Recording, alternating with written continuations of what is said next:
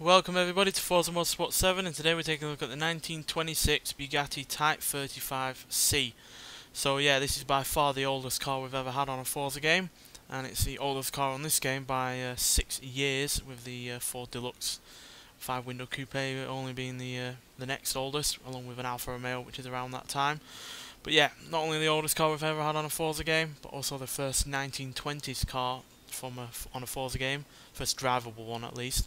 And yeah, it's a cracking car, quite frankly. I'm really glad to put such an old car on this game, because there are plenty of old cars out there that were racers that were hugely successful that have never been on a Forza game before, and hopefully they start to mine that kind of stuff, because yeah, there are plenty out there.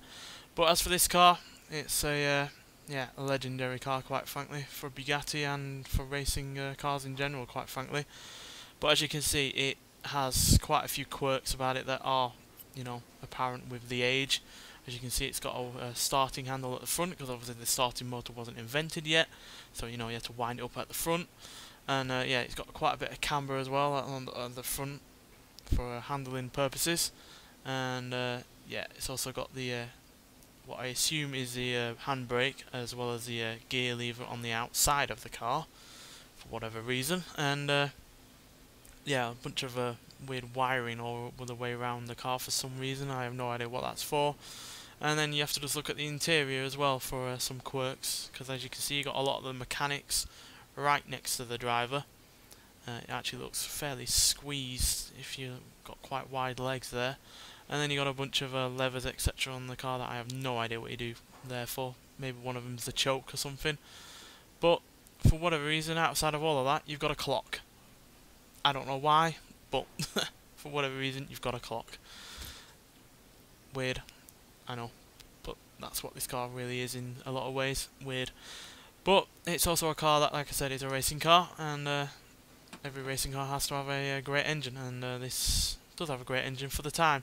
It's a 2-litre Roots supercharged straight 8 engine with 95 horsepower and 95 pounds-feet of torque, which I know doesn't sound a lot, but the car does only weigh 1,676 pounds, so it doesn't weigh all that much. And yeah, that's a fair decent amount of power for a car from 1926.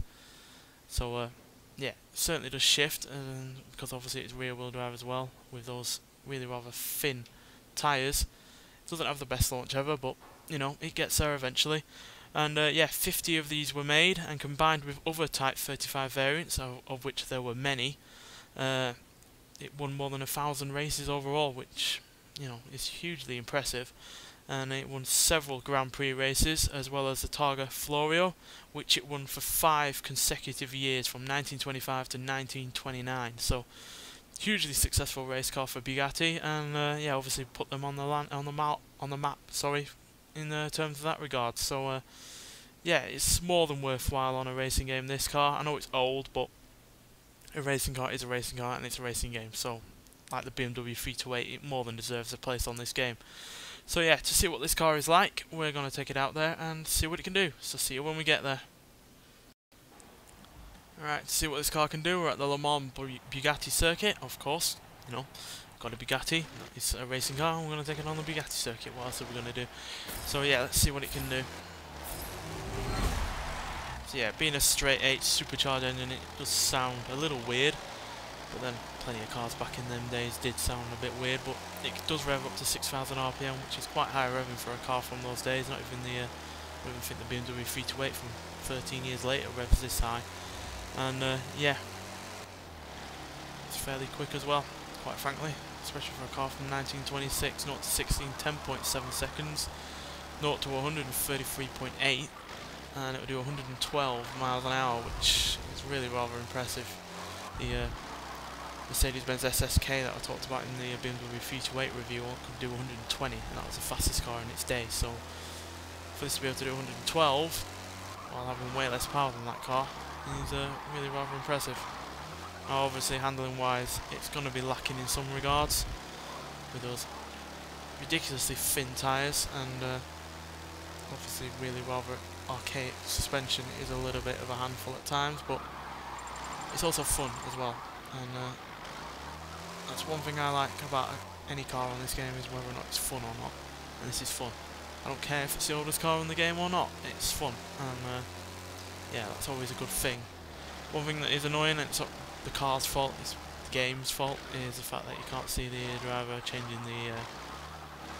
gears on the outside, which I guess would be a bit of a big ask, because that is going to be obviously a whole new animation to have to do compared to, you know, changing gear in a normal car with the gear stick on the inside of the car. And obviously this is the only car with that quirk, so I guess it would be a big ask, but it would have been nice had they done it, because it is a weird quirk for the car. And I was just thinking about this earlier, if you had to change gear while doing a right hand corner, you'd have to steer with your left hand only. I can imagine that being a bit difficult, and this car in general does look like a bit of an uncomfortable car to drive with that very cramped interior, and it'd be even more cramped if you had a co-driver with you. But, you know, I like cars like this because, you know, it gives you a window into the kind of period that it was out, and kind of things drivers back then had to deal with. You know, it's got no seat belts, no roll cages, no safety features whatsoever. And you've got to remember, you also got to have your hand on the outside of the car changing gear. And, you know, if you're in a race, you could be anywhere from 2 feet to a few inches away from a car beside you. So, yeah, really does give you some insight to the dangers of racing back in those days. And I really do respect drivers for doing what they did back in those days, because they were the essential test pilots of their day, driving these kind of vehicles for the first time. But yeah, I'm glad it's in the game, and it does hopefully mean that we'll get some more classics from the 1920s, 1930s, maybe even earlier than that. I don't know if there were any kind of fast cars in the 1910s or not, but you never know, they could bring it to the game.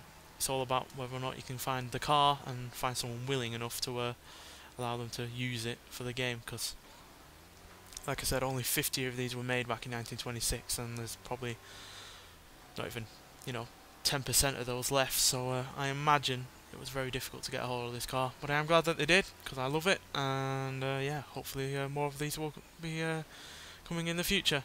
Anyway, thanks for watching, and I'll see you in the next one. Bye.